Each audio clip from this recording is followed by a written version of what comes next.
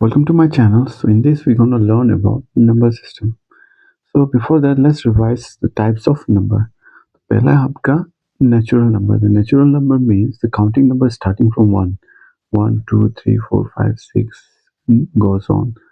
उसके बाद है आपका whole number. The whole numbers are again the counting number that going to start from 0, 0, 1, 2, 3, 4, 5, 6 इस तरह वो चलते रहेगा. तो ये बात का आप ध्यान रखें, हर नेचुरल नंबर आपका होल नंबर होता है. उसके बाद आता है आपका integers. Integer means the number that can be represent on A number line, जैसे कि आपका नेगेटिव और पॉजिटिव दोनों नंबर, जैसे कि -1, -2, -3, उसी तरह 0, 1, 2, 3. तो आप ये सभी नंबर क्या होते हैं, आपके इंटीजर्स होते हैं. तो इंटीजर्स में क्या आपका नेचुरल नंबर भी रहेगा और होल नंबर भी रहेगा.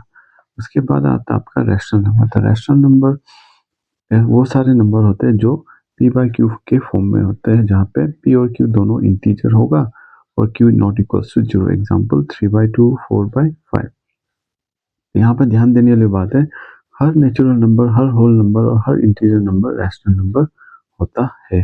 जैसे कि अगर हम लेते हैं 2 नेचुरल नंबर भी है, होल नंबर भी है और इंटीजर भी है, तो साथ वो रैशनल नंबर भी होगा. कैसे? क्योंकि 2 के नीचे हम लिख सकते हैं डिनोमिनेटर में 2/1. सो 1 तो हर नंबर के नीचे होता ही है वैसे. सो ये आपका रैशनल नंबर का फॉर्म में है 2/1, p/q फॉर्म में है. तो ये कि आपका सभी natural number, whole number, integer सभी क्या होगा, आपका रैशनल नंबर होगा. उसके बाद आता है इरेशनल नंबर. तो इरेशनल नंबर क्या होगा? इरेशनल नंबर वो सारे नंबर होंगे जिसे हम p/q फॉर्म में नहीं लिख सकते, जैसे कि √2, √5. तो ये सभी आपके इरेशनल नंबर होते हैं. तो उसके बाद आइए आप रियल नंबर. तो रियल नंबर क्या है? तो रियल नंबर वो सारे नंबर है जिनमें होगा आपका रैशनल नंबर और इरेशनल नंबर, मतलब कि रैशनल और इरेशनल नंबर दोनों को मिला के हम कहते हैं रियल नंबर. तो उसके बाद देखते हैं हम इक्विवेलेंट रैशनल नंबर. तो इक्विवेलेंट रैशनल नंबर क्या होता है? जैसे कि आप एग्जांपल देख रहे हैं 3/5, 6/10, 9/15, 12/20, 30/50. तो ये सभी इक्विवेलेंट रैशनल नंबर है. इक्विवेलेंट कैसे? मीन्स हर फ्रैक्शन का वैल्यू सेम ही रहेगा. जैसे कि 3/5 तो 6/10 को अगर हम 2 से डिवाइड करेंगे तो अभी आपको क्या मिलेगा? 3/5 मिलेगा. इसका मतलब हर फ्रैक्शन का वैल्यू आपको 3/5 ही मिलेगा. तो इसकी मदद से हम एक एग्जांपल सॉल्व करने की कोशिश करते हैं. यहाँ पे है क्वेश्चन आपका, find 5 rational number between 3/5 and 4/5. तो इसके लिए इसे हम कन्वर्ट करते हैं 3/5 को 30/50 में, 4/5 को 40/50. तो इसके बीच के नंबर हम लिखेंगे तो वो सभी आपके आंसर हो जाएंगे 5 रैशनल नंबर्स. तो इसी तरह एक बात को आपको नोट करने की वाली बात है, 3 को लिख सकते हैं हम 30/10, 4 को 40/10, 1 को 10/10, 2 को 20/10. तो उसके आगे देखते हैं टाइप्स ऑफ डेसिमल एक्सपेंशन. तो हमारे पास 3 टाइप का डेसिमल एक्सपेंशन है. वो क्या है? Terminating, non terminating, recurring, non terminating, non recurring.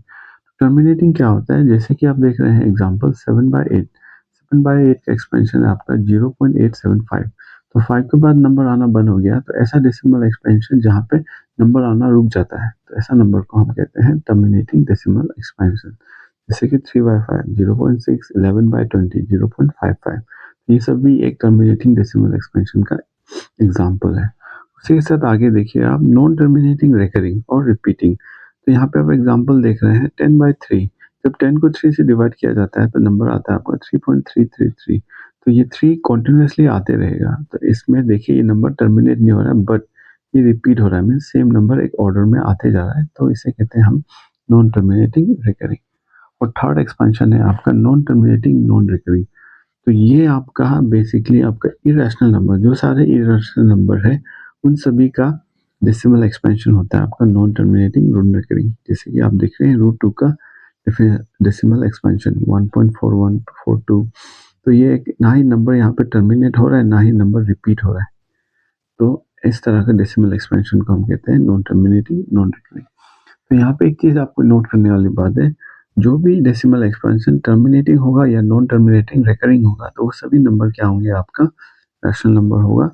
और नॉन टर्मिनेटिंग, नॉन रिकरिंग होगा तो वो इरेशनल नंबर होगा.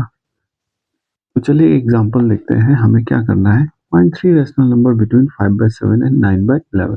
तो इसके लिए हम 5/7 का डेसिमल एक्सपेंशन बनाते हैं, वो है 0.714285। उसी तरह 9/11 का डेसिमल एक्सपेंशन है 0.81 बार, मीन्स 8181 रिपीट हो रहा है। नाउ इसके बीच में इरेशनल नंबर हमें निकालना है, तो उसके लिए हमें इरेशनल का प्रॉपर्टी को फॉलो करना पड़ेगा। इरेशनल का प्रॉपर्टी क्या होता है? Non terminating, non recurring. तो इसके बीच में ऐसा सारा डेसिमल एक्सपेंशन है जो क्या होना है आपका? नॉन टर्मिनेटिंग, नॉन रिकरिंग होना है।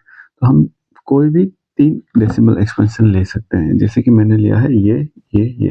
तो आप अपने हिसाब से दूसरा नंबर भी ले सकते हैं, लेकिन उसके लिए आपको हमेशा ध्यान रखना है वो नंबर 7, 1 और 8, 1 के बीच का होना चाहिए। आगे देखते हैं हम ऑपरेशंस ऑन रियल नंबर। तो ऑपरेशन ऑन रियल नंबर इसमें आ रहा है आपका रैशनल और इरेशनल नंबर, दोनों मिला के हम रियल नंबर के बारे में बात कर रहे हैं। तो पहला आता है, जब भी हम कोई रैशनल और इरेशनल का सम करेंगे तो वो हमेशा हमें क्या देगा? इरेशनल देगा। उसी तरह अगर डिफरेंस करते हैं तो भी हमें क्या मिलेगा? इरेशनल नंबर ही मिलेगा। जैसे कि अगर हम करेंगे प्रोडक्ट और divide of rational number and irrational number, तो वो भी हमें क्या मिलेगा? इरेशनल मिलेगा। जैसे कि 2 रैशनल है, √3 क्या आपका इरेशनल, इनका मल्टीप्लिकेशन प्रोडक्ट मिलेगा आपको इरेशनल। उसी तरह रैशनल इरेशनल को डिवाइड कर रहा है तो हमें क्या मिलेगा?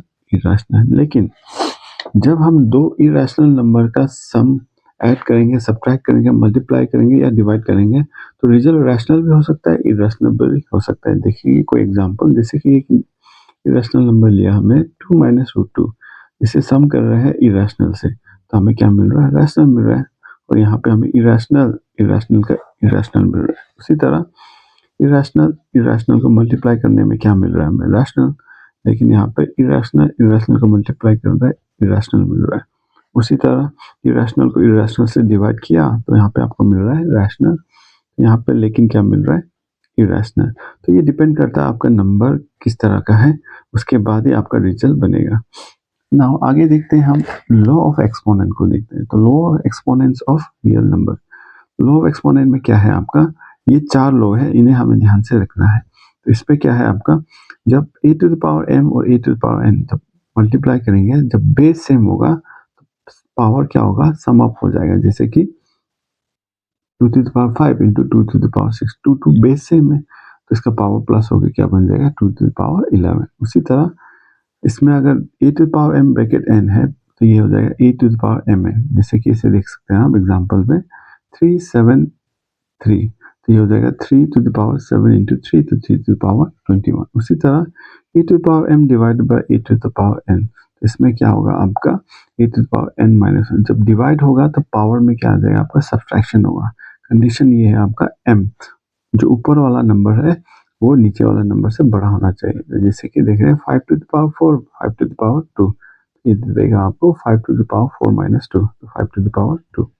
उसी तरह जब बेस अलग होगा, पावर सेम होगा, तो इसे हम इस तरह जॉइन मल्टीप्लाई करके लिख सकते हैं। जैसे कि ab⁻m, जैसे 2⁵, 3⁵, तो पावर सेम है, तो ये बन जाएगा आपको 2 × 3⁵, तो 6⁵।